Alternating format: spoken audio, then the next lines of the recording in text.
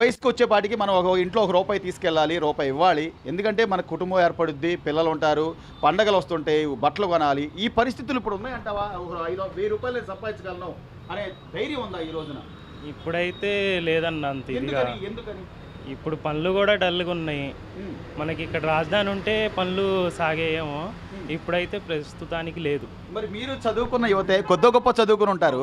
నేను ఇక్కడ ఉన్నాను, విన్నాను అన్న పెద్ద మనిషి ఈ రోజున 3 రాజధానులు అంటాం గానీ, ఒక్క ఇటుకు కూడా పడకుండానే ఇంత నష్టపోయాం గదా! ఈసారైనా ఆలోచించాలంట ఓటేసేటప్పుడు? ఆలోచించాలి మరి. హ్మ్.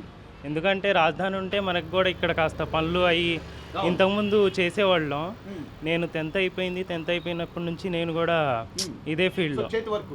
చేతి వర్కే. ఓకే. ఇంతకుముందు ఒక 5 ఇయర్స్ ముందు బానే ఉండేది. హ్మ్. ఇప్పుడు కాస్త డల్ అయిపోయింది వర్క్. ఎందుకంటారు? ఏంటి వ్యత్యాసం ఏంటి? ఈ 4.5 ఏళ్లలో ఏం జరగలేదంటావు? అంటే జగన్ గారు వచ్చినప్పుడు స్టార్టింగ్ అప్పుడు కరోనా వచ్చింది. దానివల్ల ఒక 2 ఇయర్స్ అలా అవును. అది ఆ, ప్రపంచమంతా వచ్చింది. 2 ఇయర్స్ అలా 2 ఇయర్స్ అలా వేస్ట్ అయిపోయింది. అవును. ఆ తర్వాత మిగతా 2 ఇయర్స్‌లో ఏమైనా రాజధాని వర్క్ జరుగుంటే హ్మ్. మనకు కూడా కాస్త వర్క్ అనేది ఉండేది. హ్మ్. ఇప్పుడు ప్రస్తుతానికైతే డల్‌గానే సో ఉంది. ఇదే 2019కి ముందు ఇక్కడ అమరావతికి సంబంధించి కానీ లేకపోతే మంగళగిరిలో కానీ ఎన్నో కొత్త కొత్త పరిశ్రమలు రావడం లేకపోతే జనాలు కూడా విపరీతంగా తిరిగేవాళ్ళు. మంగళగిరి అనే పాటికి ఇది ఒక మెయిన్ స్టేజ్ అన్నట్టుగా. అప్పటికి ఇప్పటికి ఎంత తేడా ఉందంటావు? అవును. అప్పటికి ఇప్పటికైతే కాస్త తగ్గిపోయిందన్న. హ్మ్. మాది ఫ్యాబ్రికేషన్. మేము ఫ్యాబ్రికేషన్ వర్క్ కూడా చేస్తాం. హ్మ్. అంటే ఇంటికి సంబంధించిన అవును. గేట్లు అవి అవును. కూడా చేస్తాం. సో నిర్మాణ రంగం లేదు. లేదు. ఎక్కడ ఇల్లు కట్టించుకునే పరిస్థితి లేదు. అదే ఇంతకుముందు 5 సంవత్సరాల ముందు బాగానే బిల్డింగ్ వర్క్‌లు అవన్నీ జరిగాయి. అవును. మేము కొత్తగా అవును. కొత్త కొత్త రాజధాని, కొత్త ఇళ్ళు అని లేకపోతే పనులు బాగుండే. వర్క్ జరిగినప్పుడు మాకు కూడా వర్క్ వచ్చేది. హ్మ్. ఇప్పుడు ప్రస్తుతానికి వర్క్‌లేం లేవు. మేము కూడా ఇప్పుడు మాట్లాడిన మేసి గారు కూడా మా నాన్నగారే. హ్మ్. ఇప్పుడు ఆ వర్క్ లేక నేను కూడా వచ్చి ఇక దీంట్లోనే ఒక 1 ఇయర్ నుంచి బళ్ళిస్తున్నారు కదా! అవును. లోకేష్ గారు గానీ, ఇంకా వేరే పార్టీ వాళ్ళు గానీ, ఎవరైనా గానీ. సో అంటే ఫ్యాబ్రిక్ వర్క్లు ఆగిపోవడం వల్ల నీకు కూడా ఉపాధి దెబ్బతిని ఇప్పుడు మీ నాన్నగారితో పాటు ఈ బళ్ళు తయారు చేసే దానిలో మీరు కొంచెం సాయం చేస్తారు. అవును. మేము కూడా కాస్త సాయం చేస్తున్నాం. సో అంటే లోకేష్ గారు ఇక్కడ గెలవకపోయినా ఇన్ని బళ్ళు తయారు చేయడం అవును, కానీ, అవును. ఇవ్వడం కానీ మంచిదేనంటావు తమ్ముడు? మంచిదే కదా సార్ పార్టీలకు ఇప్పుడు. అతీతంగా మాట్లాడతాం. పార్టీల ఆ, గురించి వద్దు. మంచిదే కదా సార్ ఇప్పుడు. హ్మ్. ఇప్పుడు ఆయన కానివ్వండి, ఈయన కానివ్వండి, వాళ్ళు బళ్ళిస్తున్నారు కాబట్టి మేము మీకు ఒక వర్క్ ఆ, చేతికి వస్తుంది. మేము ఖాళీ లేకుండా ఇంతకుముందు ఒక 5 సంవత్సరాల ముందు రోజుకు 1000 రూపాయలు 1200 సంపాదించేవాళ్ళం. అవును. ఇప్పుడు ప్రెజెంట్ ఏం లేదు. హ్మ్. అందుకు ఇప్పుడు నేను కూడా మా నాన్నగారితో పాటు ఇక్కడే వర్క్షాప్లో చేసుకుంటూ ఇప్పుడు ఆ 1000 రూపాయలు కాస్త 500, 600 అయినా అవును. ప్రస్తుతానికి ఇప్పుడు జీతాలైన పడుతున్నాయని మేము సో చేసుకుంటున్నాం. మొత్తం మీద చూస్తే ఇక్కడ మీరు తయారు చేసిన ఈ బళ్ళు తీసుకుని వెళ్ళి వాళ్ళ కాళ్ళ మీద వాళ్ళు నిలబడి ఒక కుటుంబం బతుకుతుంది అంటే అసలు దీని మొత్తానికి మూలమైన లోకేష్ గారు నాయకుడు అంటావా కాదంటావా? నాయకుడే కదన్నా. ఆ? నాయకుడే కదా అంటే ఇప్పుడు. అలాంటి వ్యక్తిని మన గతంలో అనుకున్నాం. ఏదో చంద్రబాబు నాయుడు గారు కొడుకేలే, ఆయనదే ఉందిలే అని చాలా మంది మాట్లాడారు. అవును. అవునవును. అప్పటికి ఇప్పటికి అప్పుడు లోకేష్కి ఇప్పుడు లోకేష్కి తేడా ఉందంటావా? ఉంది కదన్నా. ఏంటి తేడా? ఏం గమనించావు? గమనించడం ఏముందన్న, ఇప్పుడు వేరే వాళ్ళు ఓడిపోతే అసలు కనిపిను కూడా కనిపించరు. అవును.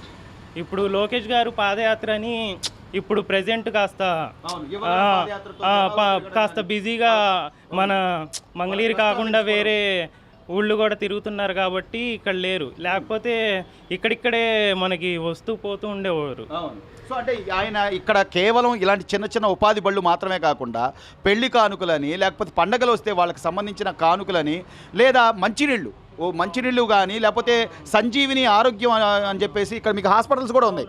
అక్కడ ఫ్రీగానే చూస్తారంట, నిజమేనా? ఫ్రీగానే చూస్తారంట ఫ్రీగానే చూస్తారు. నేనైతే వెళ్ళలేదు కానీ మా వైద్యం ఫ్రెండ్ బాగుందని కూడా చాలా. చెప్తుంటే విన్నాం మేము కూడా. మా దగ్గర చేసే వర్కర్స్ ఉన్నారు ఒక 5గురు. ఉమ్. నేను మా నాన్నగారు కాకుండా ఇంకొక 5గురు ఉన్నారు. అవును. వాళ్ళు అప్పుడప్పుడు వెళ్తూ ఉంటారు, బాగానే చూస్తూ ఉంటారు అని డబ్బులు చెప్పి. తీసుకుంటున్నారని అని చెప్పారు. లేదు, ఈ అమౌంట్ గురించి అసలు టాబ్లెట్లు అయ్యి మొత్తం ఫ్రీయే. సో ఇలాంటి నాయకుడే కదా మనకు కావాలి. ఒక నాయకుడు కావాలి మనకంటే ప్రజలకు ఏదైనా సేవ చేయాలి. అవును కదన్నా, చెయ్యాలి కదా. సో ఆ విజనరీ ఉందంటావా? లోకేష్ గారిలో కూడా ఆ ఆలోచనలు ఉన్నాయంటావా? ఉంది కాబట్టే కదన్నా చేస్తుంది. లేకపోతే వేరే వాళ్ళు అయితే ఎందుకు చేస్తారు? ఇప్పుడు ఓడిపోయారు.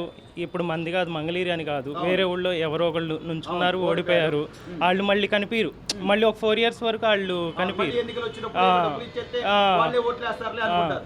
అది ఇప్పుడు ఈయన ఇలా కాదు కదా, ఇప్పుడు ఆయన ఓడిపోయినా కానీ ఇక్కడిక్కడే ఇప్పుడు పాదయాత్రకు ముందు మా షాప్ దగ్గరికి కూడా వచ్చి అవును. చెప్పెళ్ళారు, కాస్త నీట్గా చేయండి, బాగా చేయండి, మనం ఇచ్చేయి జాగ్రత్తగా చేయండి, క్వాలిటీలో రాజీ పడబాకండి అని సో రూపాయి దగ్గర అయితే క్వాలిటీ లేదు లేదు క్వాలిటీ ఉపాధి దొరుకుతుంది, ఇంకో కొంతమంది కూడా ఉపాధి చూపించగలుగుతున్నారు. ఇప్పుడు మా షాప్తో పాటు ఇంకొక 5-6 షాపులు ఉన్నాయి, వాళ్ళ షాపుల్లో కూడా 10-15 ఉన్నాయి ఇక్కడ. ఈ మంగళగిరి కార్ఖానా అంటేనే రిక్షా కార్ఖానా అని పేరు. అవునవును, ఒక సుమారు 100 మందే బతుకుతుంటారు. అవునన్నా. ఇప్పుడు మా షాప్లోనే 5గురు ఉన్నారు, మాది ఇంకా చిన్న షాపు, ఇంకా పెద్దవి ఉన్నాయి.